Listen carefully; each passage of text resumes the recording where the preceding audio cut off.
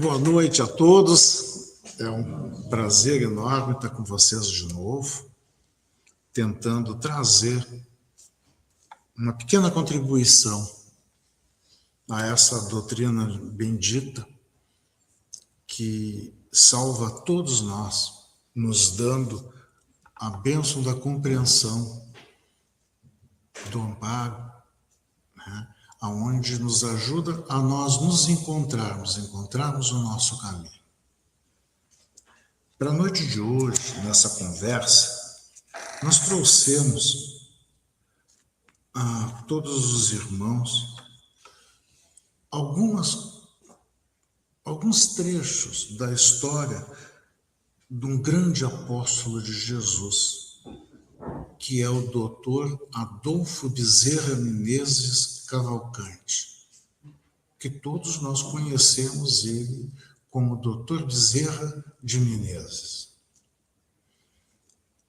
É impossível, em menos de 2, 3 horas, nós falarmos de uma forma resumida sobre o doutor Bezerra, contando a história da sua vida, a sua biografia, né, das suas obras, da importância dele dentro do movimento espírita, mas nos permitimos, e com a licença dos irmãos, de trazer uma forma muito resumida, mas que dê pelo menos uma noção da grandiosidade desse homem, que através da sua simplicidade, do seu carinho, da sua ternura, que esse gigante moral nos sensibiliza a todos.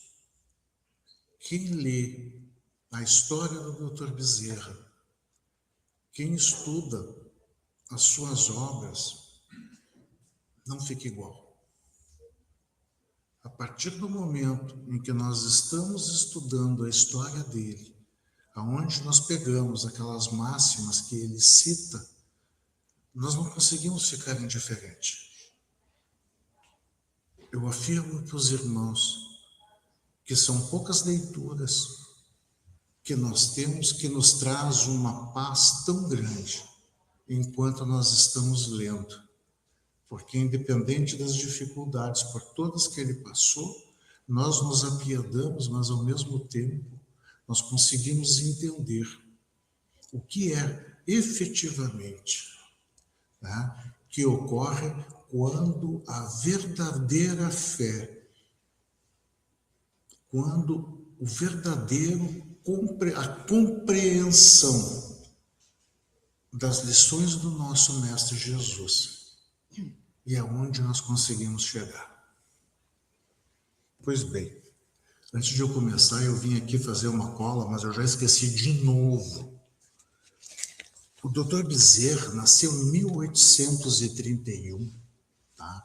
Num local, numa cidadezinha chamada Riacho de Sangue, no Ceará, que hoje é Guaratetama. Não tinha como lembrar, né? E ele, desde pequeno, era um espírito totalmente diferenciado. Com 6 anos, quando as crianças estão se preparando, então, para o próximo ano dar início, né, à escola primária, ele já estava alfabetizado. E quando ele entra com 7 anos na escola, ele, em 8 meses, ele já tinha estudado todo o conteúdo da escola primária, todo. Ele já sabia daquilo tudo. Aí depois, mais tarde, com 12 anos, a família, em algumas dificuldades financeiras, o pai do Dr. Bezerra, né, ele era comerciante, né, ele tinha um título do Exército Imperial, nós estamos falando aqui de Brasil Império, tá, 1831, estamos por ali. E eles acabam, por uma questão de dificuldades, e tinha muito daquelas discussões ideológicas e tal, eles acabam indo, então, para o Rio Grande do Norte. E chegando lá, o doutor Bezerra é inscrito, é matriculado numa escola pública, e com 12 anos. Com 13 anos, quando o professor de latim, por algum motivo, não podia ir, ele dava aulas de latim já para os outros colegas.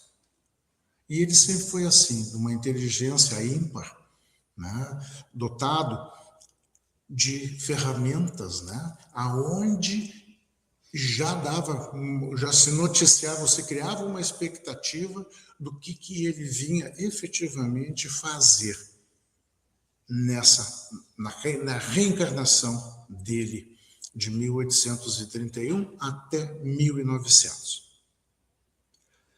Antes de nós darmos continuidade, é importante nós referirmos que o Dr. Bezerra está lá na obra Brasil, Coração do Mundo, Pátria do Evangelho, tá? do Humberto de Campos, no capítulo 22 e 23, o anjo Gabriel, fala daquela grande assembleia, né? da construção, da criação de nosso planeta, se referindo e dando as diretrizes a todos aqueles que seriam os responsáveis por esse trabalho, e ele se dirige a Dr. Bezerra, dizendo que caberia a ele a unificação, né, da obra do Cristo. Então, Dr. Bezerra, é importante que se diga que ele veio efetivamente em missão, e é por isso que ele é considerado um apóstolo de Jesus e não um discípulo. Porque nós sabemos que o discípulo é aquele que crê e segue. O apóstolo não. Ele já crê, ele já seguiu e agora ele veio em missão. Assim como foi o caso dos 12 apóstolos, né, escolhidos por Jesus. Com 20 anos, o Dr. Bezerra vai para o Rio de Janeiro para fazer medicina, que tinha tudo a ver com a personalidade dele, no sentido de amparar e ajudar as pessoas. Ele vai estudar na Faculdade de Medicina do Rio de Janeiro. Naquela época existia só 2 faculdades de medicina, uma em Salvador e outra no Rio de Janeiro. E ele fica num sistema de semi-interno na Santa Casa, estudando com muita dificuldade, né, até que ele se forma, né? Um ano antes de se formar, ele é convidado pelo professor titular, em função de uma modificação, uma alteração no sistema de saúde do Império, né, que era regulado, né, pelo Exército Imperial. E o professor dele foi, então, promovido a cirurgião-mor do Exército Brasileiro e convidou, então, o Dr. Bezerra para participar como seu assistente. E logo no outro ano ele é efetivado, então, nesse cargo, como tenente cirurgião do Exército Brasileiro. E é quando ele começa, então, a ter algum vencimento, né? Alguma receita mensal, porque até ali ele vivia através de aulas particulares. Depois, se der tempo, nós vamos contar algumas histórias bem interessantes, né? E uma delas, justamente, é nesse tempo, né, de professor particular. Mas o que nos interessa é que, a partir do momento, logo depois que o Dr. Bezerra se forma na medicina, como médico, ele tem, já no outro ano, ele já entra na Academia de Medicina Brasileira, né, e casa-se, né? Ele se casa com a senhora Maria Cândida de Lacerda, né, que mais tarde, ali, um pouco tempo depois, justamente tentando ajudá-lo a ter uma maior notoriedade, né, social, e com mais alguns outros amigos, né, convidam ele a dar início a uma carreira pública, tá? Se candidatando a vereador da província. Porque o Dr. Bezerra, logo que se formou, ele tinha uma clientela invejável no número. Eram muitos pacientes que eram seus clientes, porém praticamente nenhum pagava consulta. Dr. Bezerra nunca cobrou uma consulta de alguém. As pessoas pagavam se podiam e quanto elas podiam.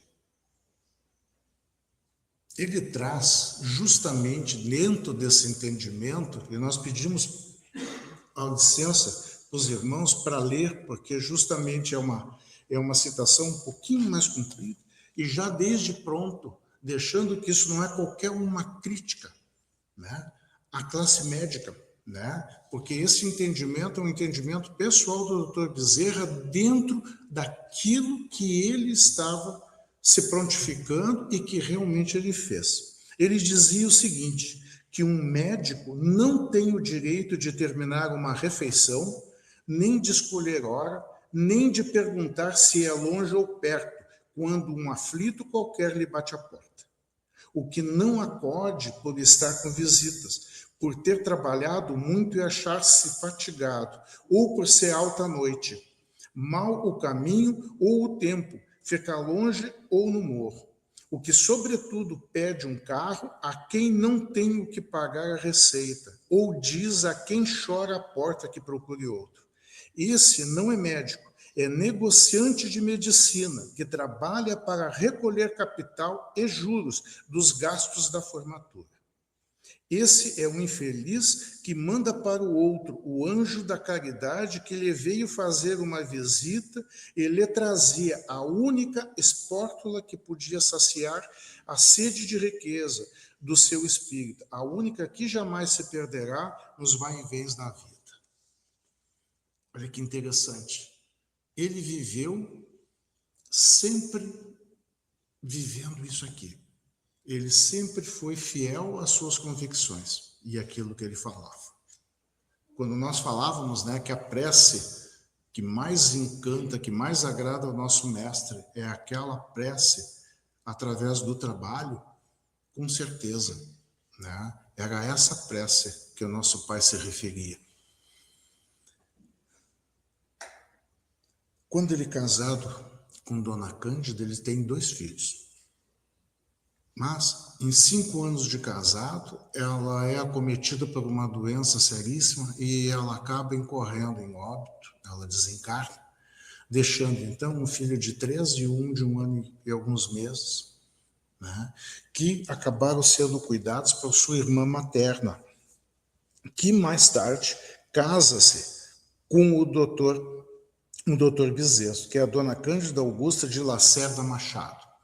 Naquela época era uma tradição, né, que se houvesse o óbito, né, da esposa, que se ela tivesse uma irmã solteira, se casasse com a própria irmã. Tá? Tem uns que brincam que naquela época a gente olhava a namorada e a cunhada, né? A decisão tinha que ser meio considerando as 2 possibilidades, né? E ela já cuidava dos filhos, houve não foi só uma composição, houve, obviamente, né, todo um sentimento, eles se casam, e aí tem uma grande controvérsia, que eu peço desculpa, mas eu também não consegui desvendar totalmente, porque a sobrinha neta do Dr. Bezerra, né, numa entrevista em 1962, ela afirma que o Dr. Bezerra teve 7 filhos. Teve 2 do primeiro casamento, mais 5 no segundo. Mas os irmãos vão encontrar na literatura alguns depoimentos que dizem que ele teve 12 filhos e um outro que ele teve 16. Nós entendemos de dar um voto de confiança para sua sobrinha neta e até para ajudar um pouquinho o doutor Bezerra, né? Que 7 filhos está mais fácil, né? Então, sem tirar o mérito dele, né? 7 filhos, eu acho que está de bom tamanho. Bom, nesse tempo de criação política, ele foi 2 vezes vereador, né? Um da província e o outro municipal, sendo que num deles ele presidiu, ele foi presidente da Câmara. Naquela época, presidente da Câmara correspondia ao de prefeito. Então, ele foi prefeito da cidade do Rio de Janeiro, ele foi deputado federal e deputado provincial. nessa época, ele totalmente à frente do seu tempo, os projetos deles, em alguma certa forma, eram atemporais, porque naquela oportunidade ele já dizia que o grande problema do Brasil era que o esgoto, né? Que o cloacal era uma questão de saúde pública, né? E onde ele já naquela época cuidando da necessidade, né, de que se canalizasse o esgoto, né, que era céu aberto. Tem uma obra, 1700, 1800, tu te lembra, Eve? 1822. São 2 livros que falam do Império, Dom Pedro I, Dom Pedro II, e tem um deles que eles contam que era horrível caminhar nas ruas, porque o que acontece? As ruas eram estreitas, e naquela época, como não tinha banheiro, né, nos quartos, e não tinha muitas vezes na casa ao alcance, se usava o que a gente escutou por aí, que era o urinol, né? Aqui no sul a gente chamava de pinico, né? E o que acontece? Eles usavam isso à noite e durante o dia, o que eles faziam? Abria a janela e pau. Então, quem passava pela calçada tinha problemas, tinha que andar no meio. E assim, aquela história, olha para baixo para não cair? Não, olha para cima, né? Que é melhor para desviar. E toda essa situação, isso fazia com que existia vários tipos de doenças, né? Que felizmente hoje até muitas delas não existem mais, porque era realmente uma questão só de saúde pública. Mas ele também havia advertido pelo problema da poluição da Baía de Guanabara. Ele já via que se continuasse aquele grande trânsito de navios que ficavam ali ancorados e tal, que isso traria problema. Ele traz um estudo sobre a escravidão, ele era abolicionista, mas dentro de uma manobra que ele trazia como proceder à abolição sem trazer um problema maior para o país. Aí a gente, como assim? E ele já trazia que a escravatura ela deveria se terminar, mas deveria ter um projeto de instrução aos escravos, de alfabetização aos escravos, de forma que eles pudessem se capacitar justamente ao trabalho. E não como fizeram, de escravo para marginais, né? Marginais porque conviviam à margem da própria cidade, por isso da periferia, e por isso que nós vemos no Rio de Janeiro as favelas sempre circundando a cidade. Então eram projetos que ele já naquela época, ele tinha essa visão muito clara. Mas o que nós queríamos trazer realmente do Dr. Bezerra foi a importância dele ao movimento espírita. Porque não foi só o médico dos pobres que encantou a todos. O Dr. Bezerra, numa ida, num regresso para casa, ele recebe justamente de um escritor e de um espírita da época, tá? Dr. Travassos, com dedicatória, ele recebe um exemplar do Livro dos Espíritos, recém-traduzido pelo Dr. Travassos, e o entrega e diz: Bezerra, leia essa obra para que nós possamos depois, mais tarde, conversar.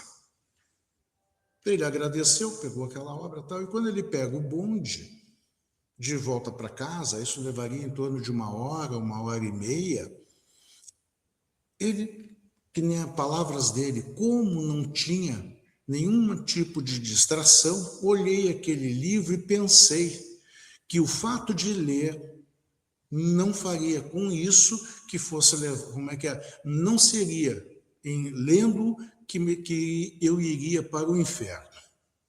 E ele então abre o Livro dos Espíritos, lê ali e diz assim: nossa, mas esse entendimento eu também concordo com isso. Ele abriu outra parte, isso aqui também eu entendo, eu também vejo dessa forma. E ele não encontrou nesse tempo, né, de volta para casa, absolutamente nada no Livro dos Espíritos que contrariasse o seu entendimento. A partir daí, ele que era um cientista, quando ele entrou na Academia Brasileira de Medicina, ele escreveu vários artigos, ele tinha uma capacidade, né, de assimilação e de difusão disso depois enorme, através da escrita. E ele fica 10 anos estudando a doutrina espírita, sem falar para ninguém, estudando, acompanhando vários. Existia dois médiuns de grande já notoriedade no Rio, ele acompanhou eles, processos de cura mediúnica, até que, 10 anos depois, num clube chamado da Velha Guarda, existia, segundo os biógrafos, de 1.500 a 2.000 pessoas naqueles salões. Quando ele, então, de público, se declara espírita. Diz que foi um pronunciamento muito grande, mais de hora, aonde ele vem justificando item por item do porquê ele estava se convertendo, né, se declarando espírita, porque ele sempre foi um homem muito religioso. Se nós, talvez, nós mesmos, quando, na primeira vez que nos entendemos espíritas, a gente sempre diz, olha, eu sou espírita. Né?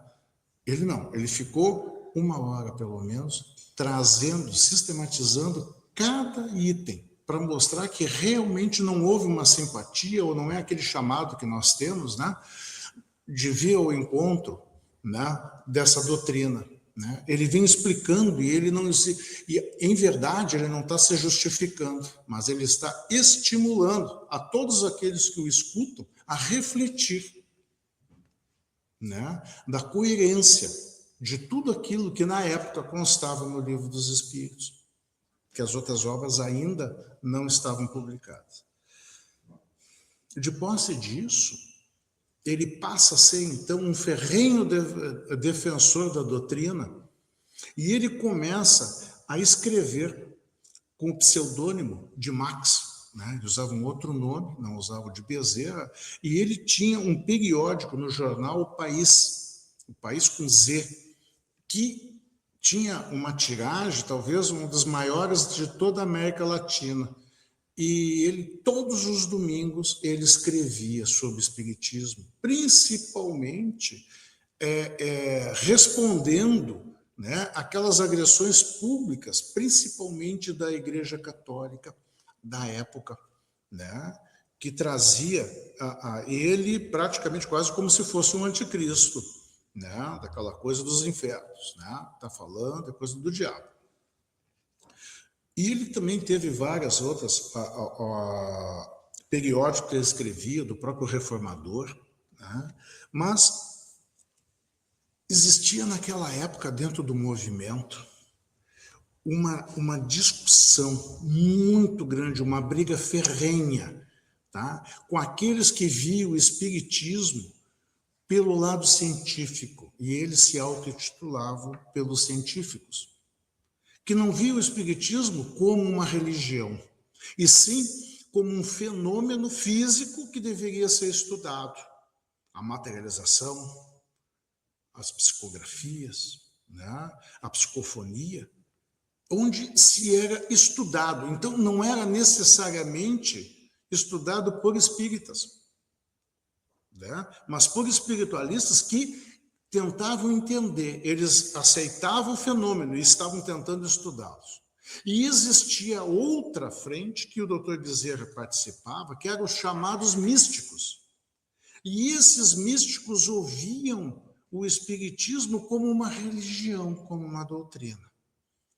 E essa discussão era muito grande, até porque os científicos eram pessoas extremamente cultas, enquanto que os místicos eram aqueles que realmente precisavam do Consolador. E essa discussão impedia a união do movimento. E era um prato cheio para todos aqueles que contestavam. Então, cada vez que tinha uma acusação contra os espíritas, né, cada um queria defender do seu jeito e, no final, só estavam dando munição, né, para os outros. E chega-se um momento em que há um entendimento que estava na hora de juntar todo mundo. Que era necessário criar uma instituição que representasse o movimento espírita. E com isso desse, então, corpo para defender a doutrina espírita.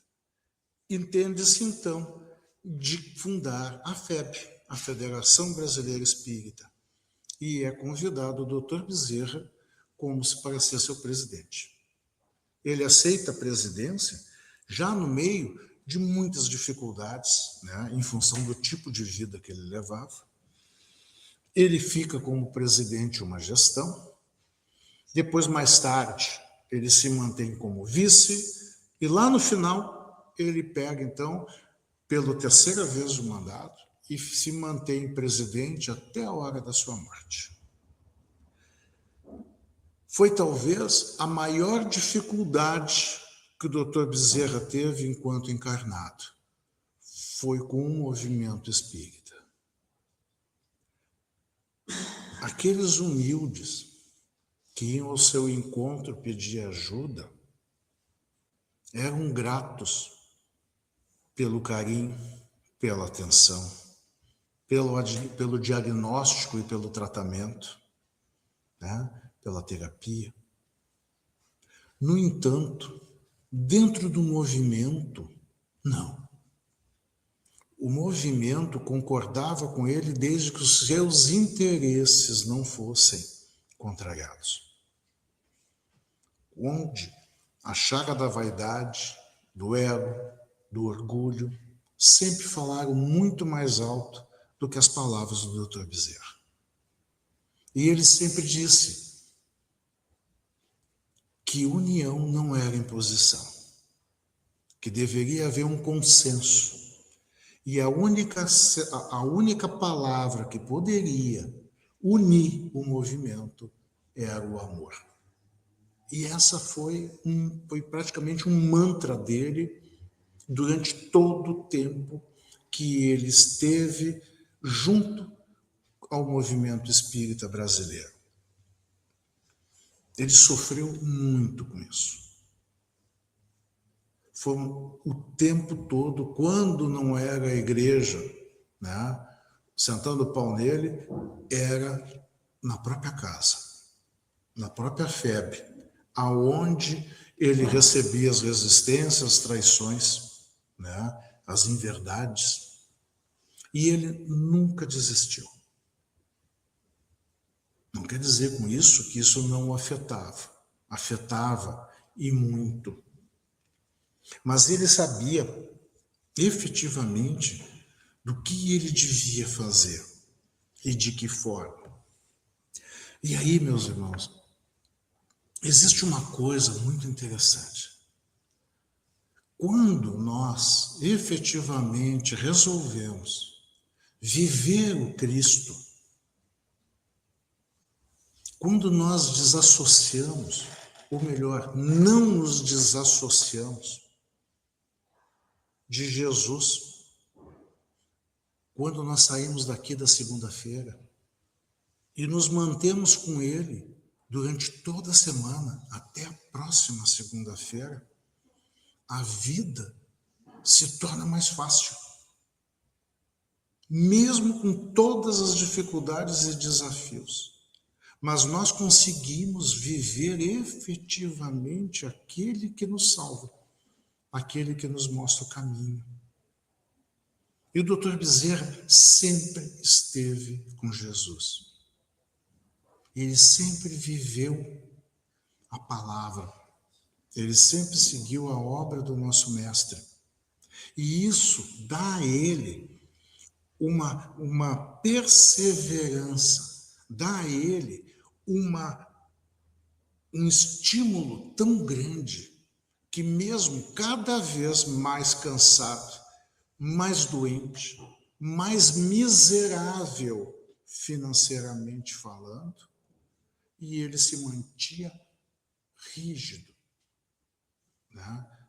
Dentro daquela forma, daquela linha de conduta, né? Que ele, desde o início, sempre foi fiel. Isso é muito importante que se diga, porque a doutrina espírita não há favoritismo.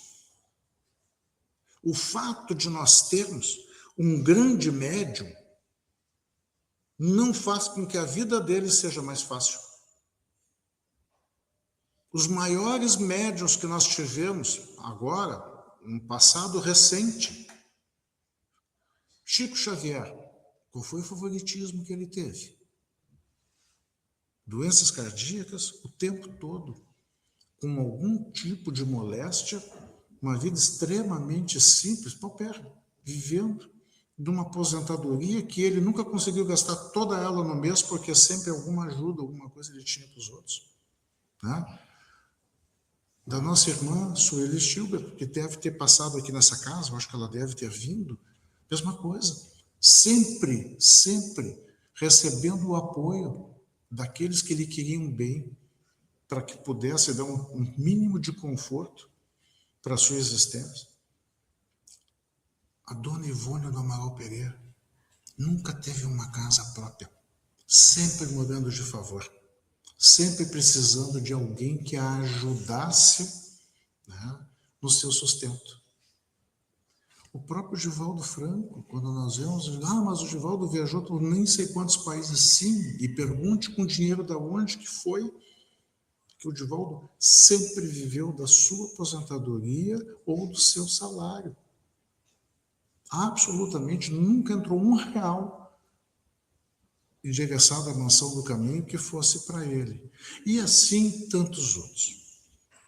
Eu não me recordo do nome dele todo, se vocês se lembrarem, do gigante deitado, o Jerônimo me fugiu, Mendonça. Um gigante porque tinha mais de 1,90 m e poucos, e dentro de uma doença degenerativa, reumática, ele passou num leito, numa cama. Ele tinha uma Kombi e levavam ele na cama para palestrar por todos os lugares. Ele palestrou durante o Brasil deitado. Ele até fazia um gracejo que ele dizia que Divaldo Pereira Franco, quando terminava uma palestra, era aplaudido de pé. No caso dele, ele era carregado nos braços, né? Porque tinham que levar ele na cama de volta para casa. E era cego. E era cego. Então, a doutrina espírita não tem favoritos. Em verdade, favoritos somos nós. Será? Ou será que nós estamos com todas essas ferramentas que é o nosso corpo, que é o nosso trabalho, nossa saúde, e que daqui a pouco nós não estamos nos dando conta do que precisa ser feito com isso? Porque nós sabemos que a ferramenta, quando não é utilizada, ela enferruja. Então, sempre vale a pena nós termos uma reflexão do que efetivamente nós estamos falando com essa ferramenta. Porque a hora vazia é desesperador, o remorso e a vergonha que temos depois na nossa prestação de contas. Mas voltando ao Dr. Bezerra, Dr. Bezerra, no final da sua vida, já muito cansado, ele é acometido do que eles chamam de uma congestão cerebral. Eu quero crer que tenha sido os derrames, né, que se falava da época, e ele ficou totalmente imobilizado, como se fosse tetraplégico. E ele só conseguia acompanhar as pessoas com os olhos. E tinha uns olhos verdes lindos, vibrantes, aquele olho grande que chamava a atenção. E a sua sobrinha neta conta, nessa entrevista dela de 1961, 62, ela diz que no quarto dele existia somente uma cama encostada à parede, um balcão, tipo um aparador, tomado de remédios, e uma cadeira de madeira muito simples, que me dá a entender que é alguma coisa parecida com essas nossas cadeiras de palha, né? De madeira e de palha, aonde as pessoas iam, sentavam ali e ficavam perto dele simplesmente. Porque ele não respondia, elas não conversavam, mas ficavam ali, em silêncio, prestando a sua homenagem, né? O seu carinho. E ele, então, sempre conseguia direcionar um olhar, que aquele olhar de ternura e de gratidão pela presença. E ela diz que era normal as pessoas saírem dali de um passo acelerado para ir chorarem lá na rua.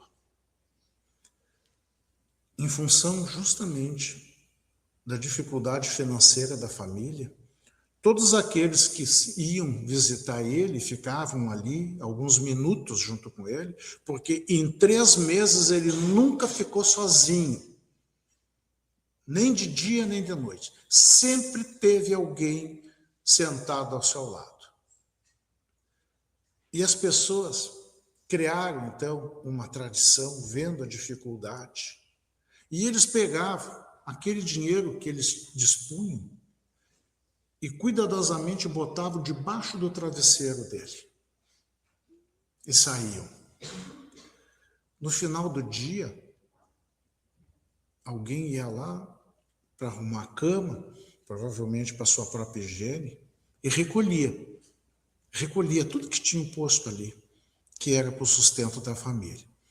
Eu não me atrevo a fazer qualquer tipo de conversão de réis, 1.000 réis, mas eu poderia trazer, dentro da forma de como o biógrafo conta, eu poderia dizer que existia dali, de moedinha de 10 centavos a notas de 200 reais.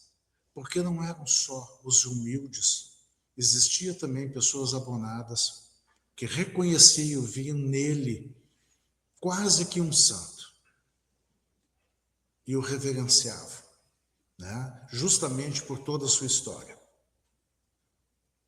No dia do óbito do Dr. Bezerra, ele consegue falar muito pouco, pedindo simplesmente que o recostassem na cama, que ele queria orar para Maria.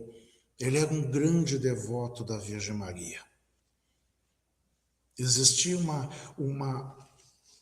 conexão dele com Maria, que todos os momentos mais importantes que ele teve, sempre foi a ela que ele orou. Depois a gente consegue compreender.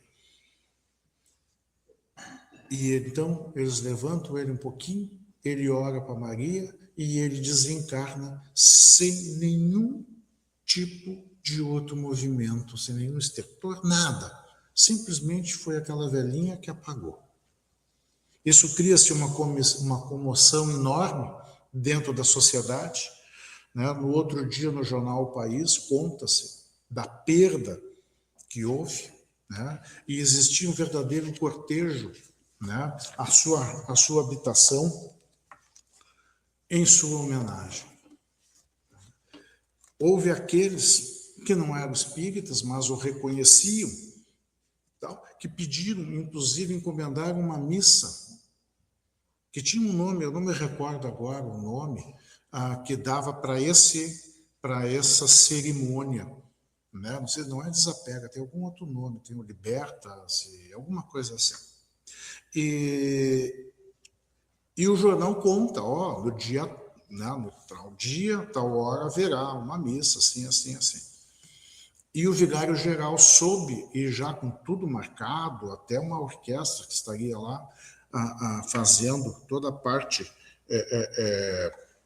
musical, e ele simplesmente cancela, proíbe a realização dessa missa, considerando que ele era um grande inimigo da igreja, porque ele era o chefe, né, do movimento espírita.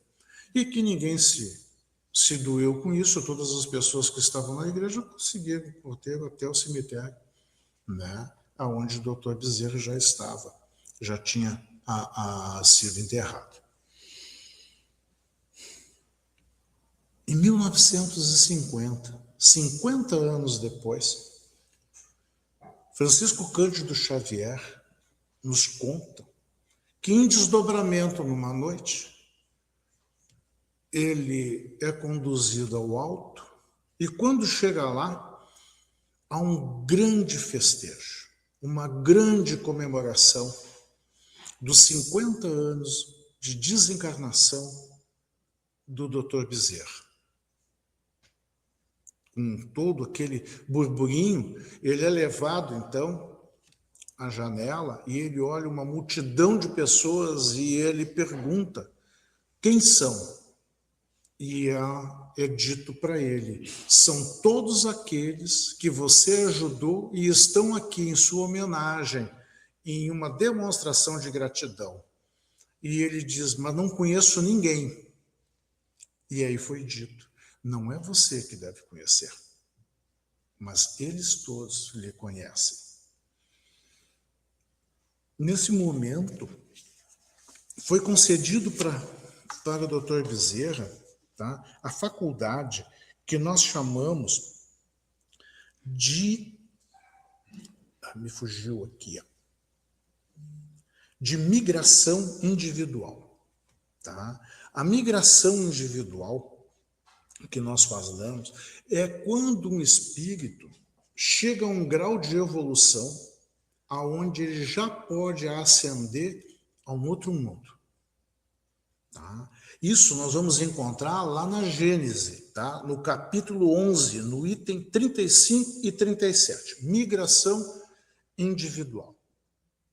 Nós não precisamos mais se preocupar com isso, tá? Se nós vamos ter essa faculdade da migração individual, porque como agora nós já estamos nessa transição, né, de prova e expiação, né, para regeneração, a nossa migração é coletiva, tá? Então não tem que dar volta para ninguém, nós vamos sair daqui, vamos ficar aqui já, né, num país, num plano, num orbe já com toda essa transformação, com toda essa evolução. Mas ao Dr. Bezerra foi concedido, né, esse direito a quem ele faz jus.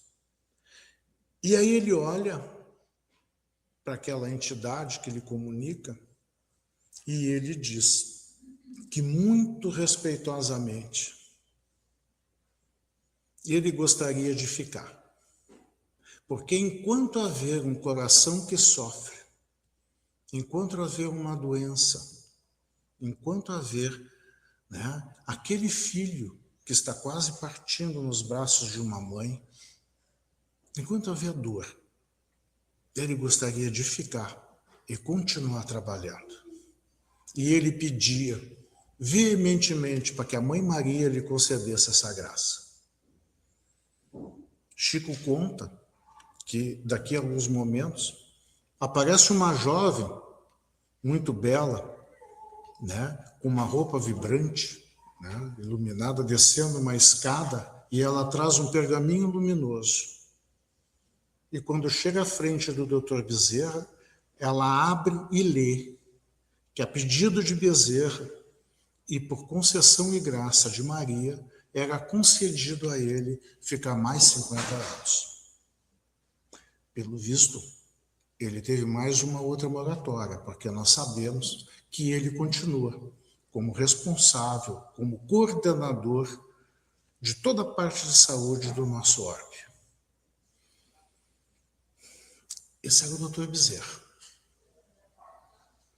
Ele nunca se preocupou consigo, que sempre se preocupou em participar de uma forma fiel e leal na obra de nosso Mestre Jesus.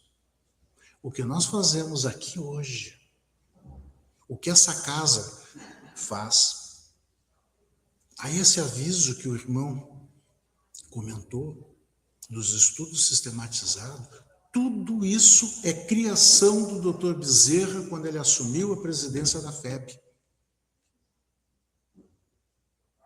Foi ele que criou o estudo do Evangelho em todas as sextas-feiras e do Livro dos Espíritos também, todas as sextas-feiras na FEB. Foi ele que disse que não adiantava só nós estudarmos a obra e não a pô-la em prática. Foi através dele que começou-se os atendimentos fraternos. Foi através deles que houve um grande avanço no trabalho mediúnico de consolação, desobsessão. Foi ele que traduziu, tá, as obras póstumas, porque ele falava fluentemente latim, francês, tá? Espanhol, inglês, eu acho que ele falava, mas não era fluente. Ele que entendeu que não podia haver um dia certo para o trabalho, muito menos, né, um número máximo de frequência, porque os científicos autorizavam que as pessoas poderiam participar somente de 2 sessões, quer dizer, 1 ou 2 para ver se vinha algum tipo de orientação para elas, elas não podiam voltar. Tá? E ele entendeu que não. Aqui era o local aonde todos aqueles que sofriam, todos aqueles que vinham em busca de esclarecimento e tal, deveriam estar. Esse grande gigante moral, aonde cada vez que olhava para alguém, não se conseguia manter o olhar para ele. Se baixava a cabeça em reverência à bondade e ao amor para com todos. Que esse irmão nos sirva como estímulo, não de querermos ser como ele. Não há nada que impeça, né? Mas considere, Dr. Bezerra foi Zaqueu na passagem bíblica, né, do cristianismo primitivo, isso dito justamente pela senhora Ivone Pereira numa das suas obras. Mas de nós sabermos que é possível, sim. Nós vemos o outro com carinho, com compaixão, entendendo que não nos cabe julgar ninguém, mas simplesmente acolher. Porque aquele equívoco daquela pessoa que nós estamos vendo, que muitas vezes, inclusive, nos incomoda, nós já fomos iguais. Outras que nós fazemos ainda e sequer nos damos conta. Então, que realmente a máxima dele, aonde ele diz que a caridade é o amor em movimento. E sem o amor, nós não temos a menor chance de evolução. Muito obrigado a todos pela atenção e que a paz de Jesus seja convosco.